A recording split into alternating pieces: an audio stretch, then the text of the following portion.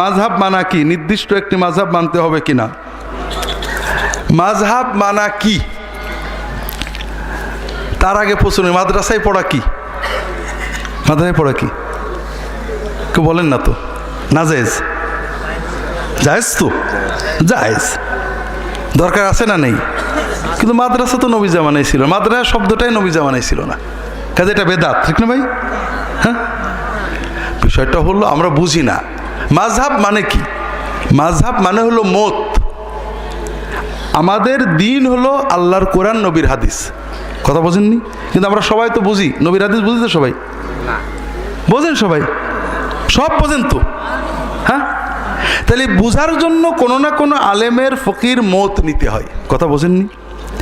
আপনি বললেন এই হাদিসটা সহি, কে বলেছে সহি? ইমাম বুখারী বলেছে, তো আপনি তো আর বোঝেননি, তাহলে আপনি ইমাম বুখারীর মাযহাব মানলেন। আলবানী বলেছে, আব্দুল্লাহ জাহাঙ্গীর বলেছে, আপনি কাজেই মাযহাব মানা নয়, কোরআন এবং সুন্নাহ মানাটা হলো দিন। তবে সাধারণভাবে কোনো মানুষই কোনো আলেমের মত ছাড়া কোরআন সুন্নাহ মানতে পারে না, ভালো আলেম ছাড়া। কথাকে বুঝতে পেরেছেন? কাজেই আপনি আলবানীর মাযহাব মানবেন, নাহলে আব্দুল্লাহ জাহাঙ্গীরের মাযহাব মানবেন, নাহলে আব্দুল আযীজ বাজের মাযহাব মানবেন, নাহলে আহমদ শফির, একজন না একজনের মানতে হবে। কথাকে বুঝতে পেরেছেন ভাইরা? মাযহাব মানা না মানা এর বিধান নির্ভর করবে আপনি কিভাবে মানছেন। যদি আপনি মনে করেন যে আমি অত কোরআন হাদিস বুঝি না, আমি এই আমার দেশের আলেমরা যে কথা বলে ওইটা মানবো, হুজুররা যাই বলুক, কোরআন বিরোধী হোক হাদিস বিরোধী হোক তাই মানবো, এইরকম মানা নাজায়েজ।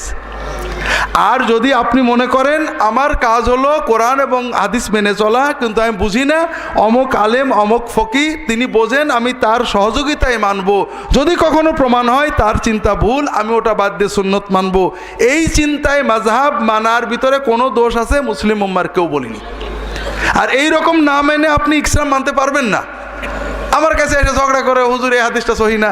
সহি না তুমি কি করে বুঝলে? তুমি তো মুকাল্লিদ, তুমি তো একজন না একজনের কথা মানো। অমুক বলেছে তিরমিজি বলেছে হাসান, আলবানী বলেছে জয়ীফ। আরে মিয়া, আমি তো নিজে সনদ পড়ি, তুমি তো মুকাল্লিদ, আমি তো মুজতাহিদ।